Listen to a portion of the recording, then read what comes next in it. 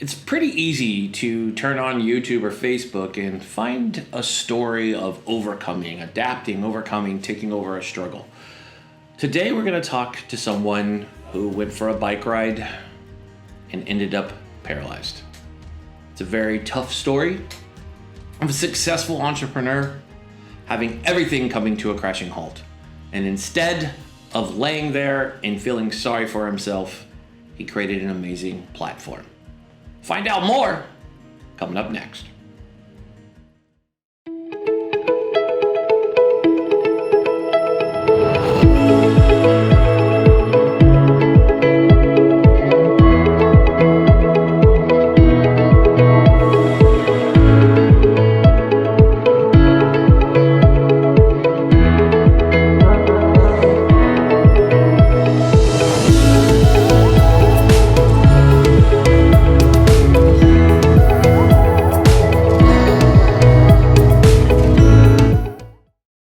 This is To The Point, and I'm Eric Mitchell. I know I say that every guest is amazing that we have on our show. And it's true. I believe that every one of our guests is truly amazing. But sometimes they're absolutely terrific, awesome, epic, everything into one word. If we could create one word, I would say fabulous is the word I'll go with. So you have to say it just like that. Today's guest fits that description just like Kirstie Enos did when she appeared on our show. Today's guest, his name is Ron Gold. And in 2011, Ron Gold became a paraplegic. Ron was just like you and I on any given day. He would wake up and go to work. He would travel the world as a globe-trotting Wall Street guy. And he had a passion for riding his bike. And he would ride 50 miles at a time. Did it all the time. And on this particular morning, he went for a ride with a friend. At the end of the day, Ron would not walk away from a tragic accident being hit by an SUV. It would confine Ron to a wheelchair. After 5 months of being in the hospital and therapy, he had now become dependent on full-time health care, which we've seen by so many is really difficult. And without proper research and background, you can get some real crumbs that do more harm than good. We've seen the videos of home in-care providers beating elderly or patients that are younger that can't talk, mute patients, or people who can't, nonverbal folk, being punched, beaten, assaulted, legs broken. We see it day in and day out. It's disgusting and it makes you want to get ill. It also makes you want to jump through a TV screen and beat someone's ass. Oh, that might be my reaction, but that's just my reaction. But I would hope it angers everyone else. Our guest today is Ron Gold. And he discovered how broken the home healthcare system was. And he decided to put his amazing uses of his strengths that he had from being a Wall Street expert to now fix this problem and create an amazing platform. We're going to learn more about his amazing platform and Ron's story today. And I'm really excited to bring to the point the one and the only Mr. Ron Gold. LifeFlip Media, the voice of the warrior class. Are you a veteran or patriotic business owner, author, musician, public speaker, or entrepreneur? Are you ready to take the next step towards success? Then look no further than LifeFlip Media, the voice of the warrior class. LifeFlip Media is the #1 veteran-owned PR firm in America. We use our mission-oriented approach to secure advertising and media exposure for your business, your brand, and your products. It's time to let LifeFlip Media put you on the cutting edge of success. LifeFlip Media, the voice of the warrior class.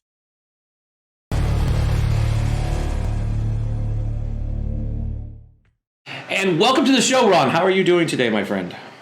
I'm doing great. It's great to be here. Thank you. You are very inspiring, just like so many folks that we put on our show that overcome extreme. Just anytime you lay in bed and you think, oh, today's a bad day. And famously, one of my favorite people on earth, and I sit on her board, Jazz Booth, always says, "But did you die?" That's how you could tell if you had a bad day or not. As long as you're breathing in and out and you have a fresh 24 on the clock, I always say it's a good day, right? Coming from the military. That's one of our favorite expressions. Your story is pretty incredible. So let's talk about it. So your first brush with death was rock climbing?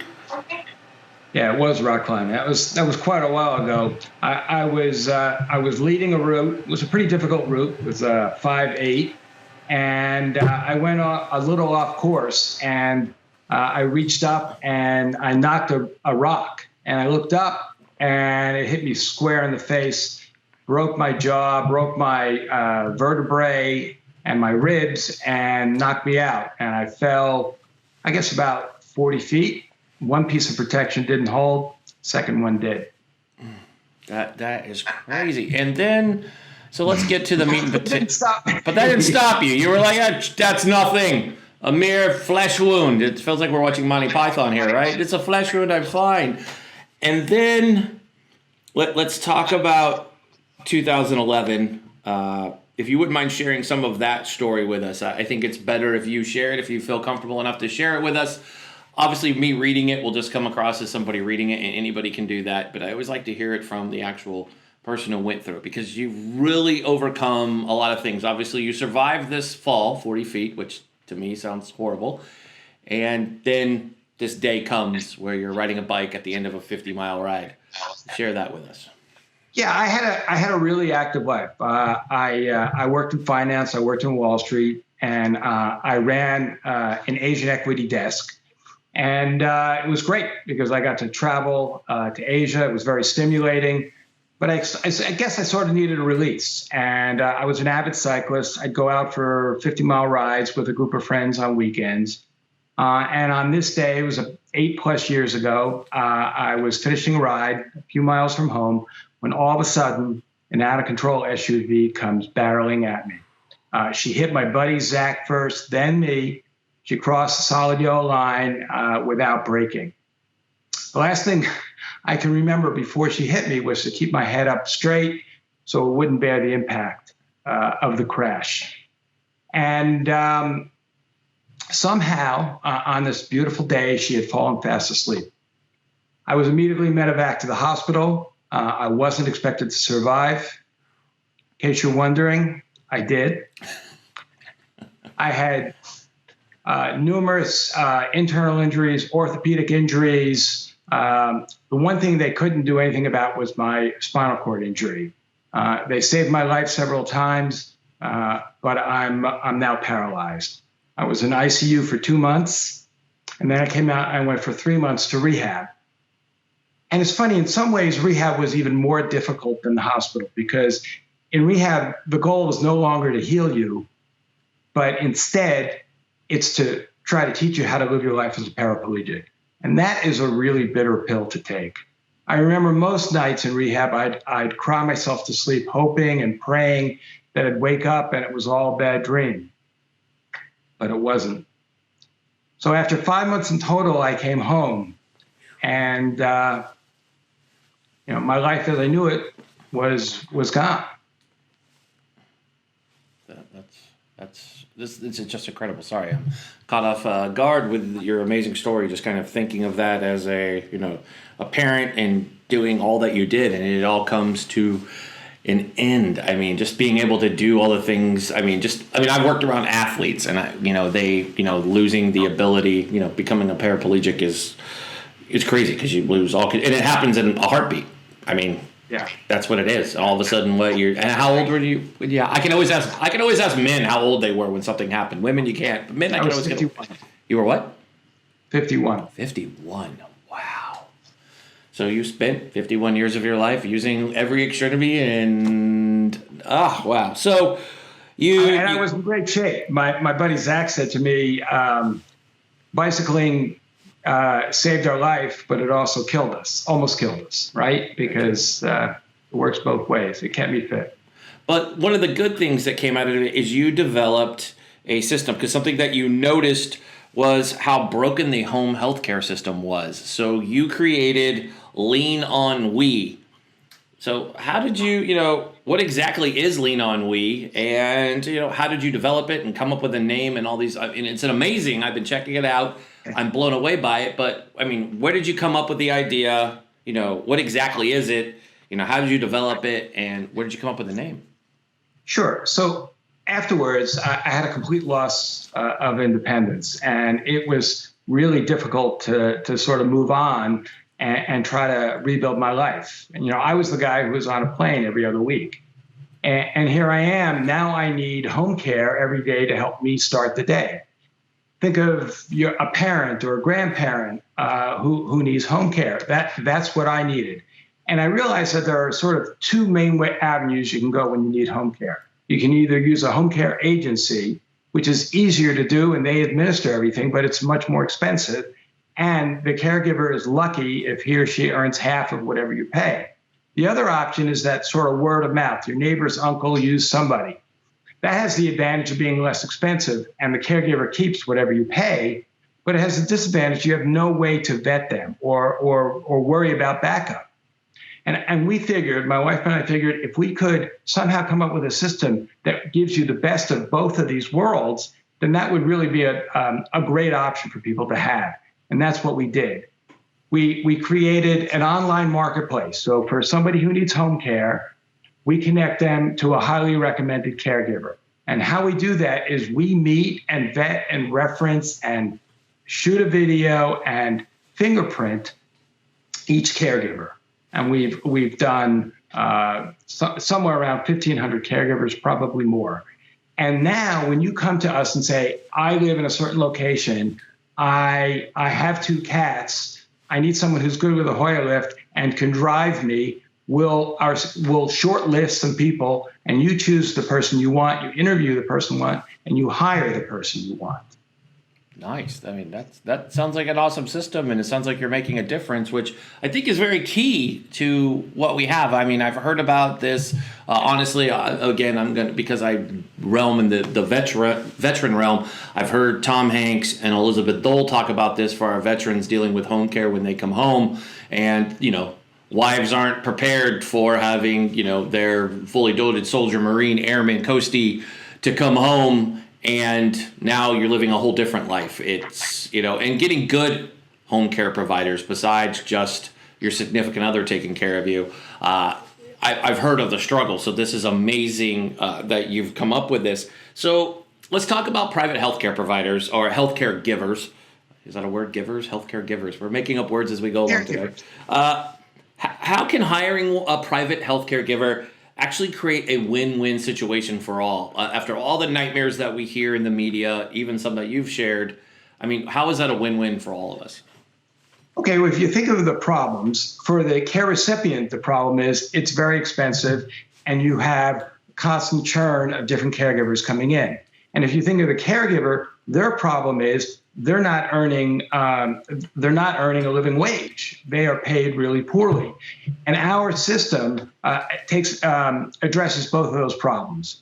First of all, because you pay them directly, it's less expensive for you, and you get to choose and control the employment of the person you hire. But for the caregiver, many of whom are people of color, people who don't earn much money, we're able to get them much better at paying jobs. In fact, it's usually almost 50% higher. So now all of a sudden they're empowered. They're empowered with better work where they have a direct relationship with the person who's hiring them, and they're earning a living wage. And that's how it helps both sides. And we give people the peace of mind of knowing this person's going to come in your home, but we've done an FBI fingerprint check on them. That's the highest level of background check you can do. And if for some reason that person can't come, we're going to make sure somebody else comes. You're never stuck. Awesome. And that's the most important. Never being stuck, because stuck is a whole bad thing when you're stuck without any help. We all know that. So let's talk about the big thing that's 2020 that I'm sure is affecting you just like so many.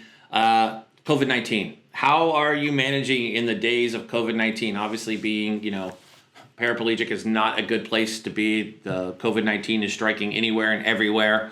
Having healthcare providers come in and out of your home, I'm sure, mask and glove up and all of that wonderful stuff is priority. But how are you managing in the days of COVID-19? Okay, so let me say first, personally, I've been very careful. as you would expect, as I need to be. I have basically been pretty much in quarantine since the beginning of March. And that's when it really kicked in by us in the New York area.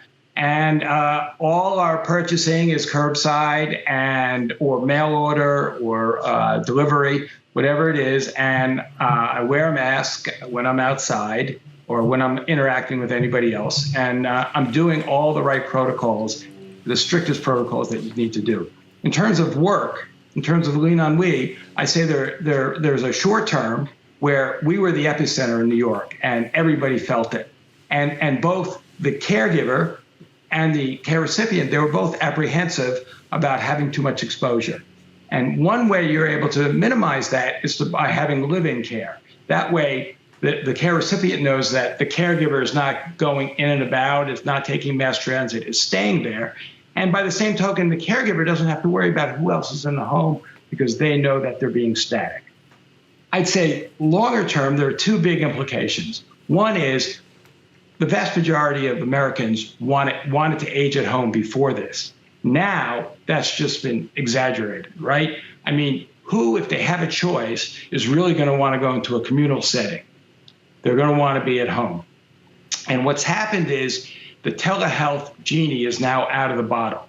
People are really finally starting to get telehealth at home. And that has great implications because now you don't need to be in that nursing home if it's not too acute or in that assisted living to get the kind of care you need. And you can get it at home, which opens up so many more possibilities for people to stay at home, which is what people overwhelmingly want to do anyway. Yeah, that's very true. So let me ask you this. With all these things going on, what is next for Lean On We? It sounds like you have an incredible system, incredible platform, not a system, incredible platform. So what is next for Lean On We? Where do you take it from here? Well, we want to grow. And it turns out with everything going virtual, well, we've been very creative and we've enabled us to come up with a system where we can onboard our caregivers virtually. That means we meet them via Zoom, we interview them, and then we use our partners, and we have a fingerprint that's done at one of their 800 locations throughout the United States. So what does that mean for us? It means now we can grow more easily to other geographies. And in addition to that, we can do a fingerprint check for anyone who already has a caregiver anywhere in the United States. Phew, that's huge. That is awesome. And so let me ask you about this. We talked about masks and being somebody who is in the group that I want to talk about this because it's something that I've been very patient and patent, losing my mind about having parents that fit within the demographic of what the CDC and the WHO falls under for making sure we wear a mask. And we had a doctor on our show earlier this week, Dr. Shaw, who stated that you're not wearing a mask for your own health, you're wearing it for other people, not your protection, but for protection of other people. What's your thoughts on if you do go out? You obviously been quarantined, but how do you feel as somebody who would love to be able to go out and about and people aren't wearing masks and they're just like all about themselves without wearing one, where folks that are in their wheelchairs, paraplegic, you guys don't have very much of a choice, and you want to be able to go enjoy somewhat of a normal life outside, not be stuck in your home. What's your thoughts on the people who aren't wearing masks? I mean, does it frustrate you? I mean, what's your thoughts on it as somebody who's in the group that you have to maintain all of this extra, and anybody who's involved with Lean On We, you have to have all these extra precautions, and people are just like, I don't care. I don't need to wear the mask. It's selfish. Eric, by nature, I'm not a patient person, but I've had to learn some restraint and some patience over the last 8+ years. It's just so many different things frustrate you when you're in a wheelchair and you observe things from a completely different lens. And this is one more example where I see people who are being selfish. They don't think that they can get hurt, and perhaps they do, or perhaps they don't. But it really, like you say, it's not about you. It's about everybody else. And there's just a level of consideration that we need to take on upon ourselves. It's what you do to have a healthy, successful society. And for people to make this a political football is just nuts. We all need to do what we need to do for us to get out of this crazy situation. And the sooner we can do it, the sooner we'll get the results. I love that you say it like that, because it's powerful. It's absolutely the way. I mean, that's why I keep asking folks from just every different walk of life, so people see that it's not just about you. And I'm sick of seeing these videos on social media nonstop that are, I don't have to wear a mask, it's in the Constitution. And I'm like, number one, I've read the Constitution from beginning to end and backwards, and okay, our forefathers didn't think about masks, so your constitutional rights actually don't apply there. Thank you for playing. Move on. These people who quote whatever, I mean, you can also guess who they vote for, but that just kind of goes hand in hand, kind of like Tucker Carlson. But we won't go there. We'll avoid picking on Tucker today. Tucker knows he sucks, so he doesn't need me to tell him that he hates veterans, because we already showed that he did. But he's really clear on that. He's like, by the way, if you're in a wheelchair or if you've been hit by an IED, you're a moron. Apparently, I guess everybody's lumped into that, or is it just Purple Heart recipients that get lumped into being morons? I don't know. I'm trying to figure that one out on my own. I mean, Tammy Duckworth is so inspirational, right? What she's able to do. I mean, talking with as many amputees that I've spoken with personally in my life, talking to folks that are wheelchair stricken that don't want to be, and these are all veterans I'm talking about, and now talking to you who was in an accident that was out of your control completely.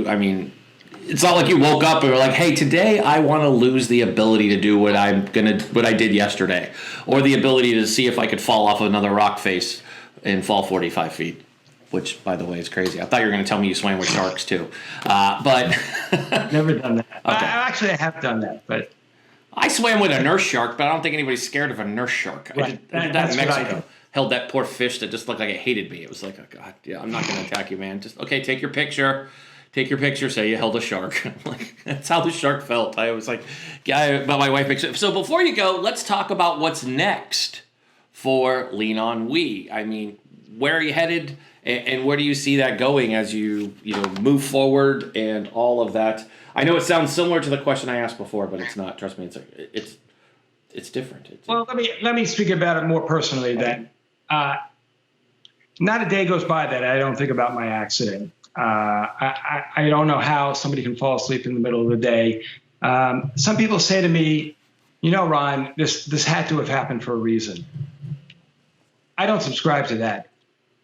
I think stuff just happens. Only this time it happened to me. During that time, in the last 8+ years, I've met numerous accomplished paralyzed people. It blows me away. And I feel a responsibility to that community. The community of people with disabilities, people who advocate for themselves, people who are successful, and people who start businesses. That's what gets me out of the day each morning. I love it. So finally, what excites you most about the opportunities ahead for you and Lean On We? What excites me is the ability to grow our business and allow so many more people to get this very exciting option, really a better option for many people in how they choose home care. If you think about it, when I was a kid, I remember my grandmother was in a nursing home. Back then, that's the way it was. Now, nobody wants to go into a nursing home. And the idea of getting care at home has sort of evolved piecemeal since then. Our system is built around these nursing homes, but nobody wants to go there. And if we can create new creative options on how people can get the care that they want in the most conducive manner for themselves, then that's what will make us very successful and make a difference, right? Because, once you've had a near-death experience, you're thinking about, okay, life isn't infinite. What can I do to make my mark on society? Very well said. Very well said. And I want to thank you for joining us and sharing your story out there for the world and what you've built. Lean On We is amazing. Unfortunately, it takes a tragedy to find out something's broken, and I think we've all learned that through almost everything that's out there. We find out things are broken. I wish that they would figure that out, because we keep saying that about the VA system for our vets. They still won't fix that. But we have folks like you creating systems. We have Tom Hanks, Elizabeth Dole. Thank goodness for folks like all of you who are creating systems to bring to light. A lot of people don't think about home care, but you're right. And you talked about retirement homes, and we start talking about COVID-19, and those seem to be the most struck. I mean, we think where this started, just north of me in Washington State, just outside of Seattle, Washington, and we go back to February. I mean, you got to think about it. I think 50 people died inside a retirement home. Almost everybody ended up being COVID-19 positive at a time where we were being told there's only 15 people with it, and that number will shrink. 130,000 Americans later. It didn't. Whoopsie. I guess we're wrong. But hey, we're fine. Let's just go send our kids back to school. We don't need masks. We're cool. I'm not going to. If I do wear a mask, I look pretty good when I put it on. I look like the Lone Ranger. That true statement from our president. He's wearing the mask wrong if he looks like the Lone Ranger. I'm just saying the Lone Ranger wore a mask over his eyes, not his face, his mouth. So I'm trying to figure out how he was wearing the mask. But Pence was probably helping him, or the press secretary, and we already know where they're at. They have their own things. So maybe Tucker was helping them. Maybe they were just finding ways to find more general sources. But I want to thank you. Sorry, I have to add humor to this. It just makes it more fun.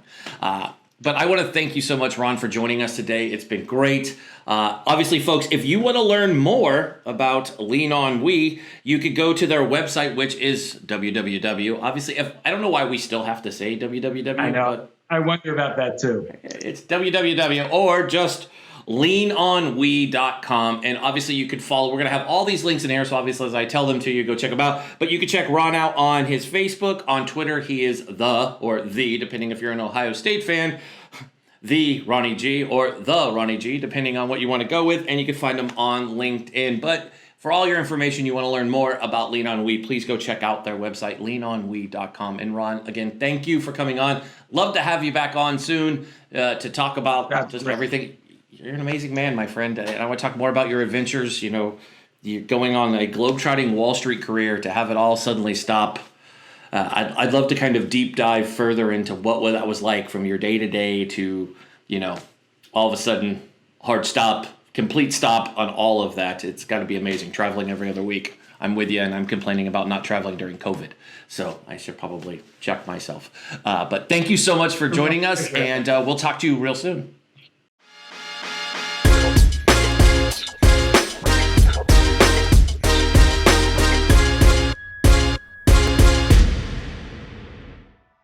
Thank you for watching this episode of To The Point. As always, I'm your host, Eric Mitchell, and we thank you so much for tuning in. Remember, if you know someone that we should be interviewing on our show, or you'd like to be a guest on our show, feel free to email us at hello@tothepointtv.com. We'd love to have you as a guest on our show. Please go ahead and feel free to follow us on Twitter at To The Point TV. We'd love to see you on Twitter. Also, make sure to follow us on Instagram. We're huge fans of Instagram here at To The Point. So give us a follow at To The Point, and a like and a share, so you could see the guests that are coming up on IG. And that is at To The Point TV. It's not .com. It's just at To The Point TV. So confusing with all these names taken.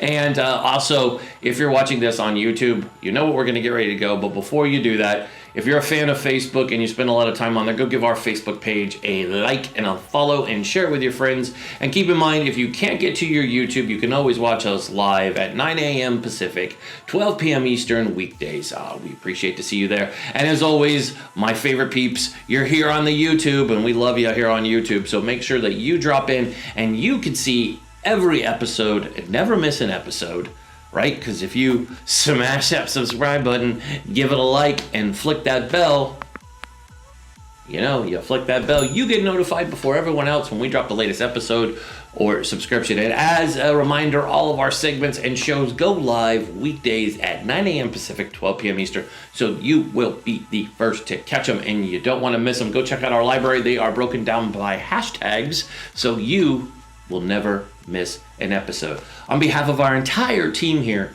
at To The Point, we want to thank you for tuning in, because if it wasn't for viewers like you, we wouldn't have a show. So thank you guys so much for tuning in. As always, I'm your host, Eric Mitchell. Be safe, be strong, be smart, and God bless America.